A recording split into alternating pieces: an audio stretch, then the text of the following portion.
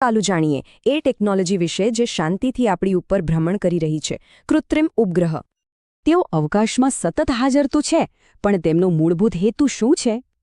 મહત્વની વાત એ છે કે આ માનવસર્જિત વસ્તુઓ છે જેને ખાસ કામ માટે પૃથ્વી પરથી મોકલવામાં આવી છે. ખરેખર તો સેટેલાઇટ કમ્યુનિકેશન માટેના ખૂબ જ શક્તિશાળી સાધનો છે. અને આ જ વાત આપણા રોજિંદા જીવન પર તેની અસર બતાવે છે, જે આપણા ઉપકરણોને દુનિયા સાથે જોડે છે. હવે આમાં રસપ્રદ વાત એ છે કે તેમની નજર માત્ર કોમ્યુનિકેશન પૂરતી સીમિત નથી.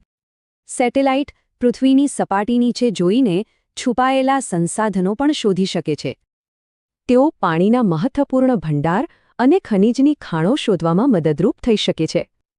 ચાલો આગળ વધીએ અને જોઈએ કે આ દુનિયામાં રસ્તો શોધવામાં તે કેવી રીતે મદદ કરે છે. આ ટેકનોલોજી આપણને ઘરથી કોઈપણ જગ્યાનું અંતર અને ત્યાં પહોંચવાનો શ્રેષ્ઠ રસ્તો બતાવે છે. અને છેલ્લે તેનો ઉપયોગ એક ખૂબ જ ગંભીર અને ઉચ્ચ સ્તરના કામ માટે પણ થાય છે, રાષ્ટ્રીય સુરક્ષા. સ્ત્રોત સીધું જ કહે છે કે દેશની રક્ષા માટે તેની ઉપયોગિતા કેટલી મહત્વની છે. આ બધું આપણને વિચારવા પર મજબૂર કરે છે કે ભવિષ્યમાં આકાશમાં રહેલી આપણી આ આંખો નવી કઈ શક્યતાઓ ખોલશે. ચાલુ જાણીએ એ ટેકનોલોજી વિશે જે શાંતિથી આપણી ઉપર ભ્રમણ કરી રહી છે, કૃત્રિમ ઉપગ્રહ. તેઓ અવકાશમાં સતત હાજર તો છે, પણ તેમનો મૂળભૂત હેતુ શું છે? મહત્વની વાત એ છે કે આ માનવસર્જિત વસ્તુઓ છે જેને ખાસ કામ માટે પૃથ્વી પરથી મોકલવામાં આવી છે. ખરેખર તો સેટેલાઇટ કમ્યુનિકેશન માટેના ખૂબ જ શક્તિશાળી સાધનો છે.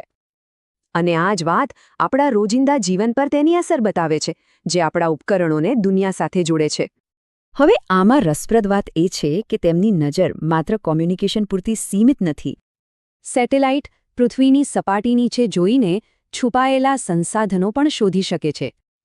તેઓ પાણીના મહત્વપૂર્ણ ભંડાર અને ખનિજની ખાણો શોધવામાં મદદરૂપ થઈ શકે છે. ચાલો આગળ વધીએ અને જોઈએ કે આ દુનિયામાં રસ્તો શોધવામાં તે કેવી રીતે મદદ કરે છે. આ ટેકનોલોજી આપણને ઘરથી કોઈપણ જગ્યાનું અંતર અને ત્યાં પહોંચવાનો શ્રેષ્ઠ રસ્તો બતાવે છે. અને છેલ્લે તેનો ઉપયોગ એક ખૂબ જ ગંભીર અને ઉચ્ચ સ્તરના કામ માટે પણ થાય છે, રાષ્ટ્રીય સુરક્ષા. સ્ત્રોત સીધું જ કહે છે કે દેશની રક્ષા માટે તેની ઉપયોગિતા કેટલી મહત્વની છે.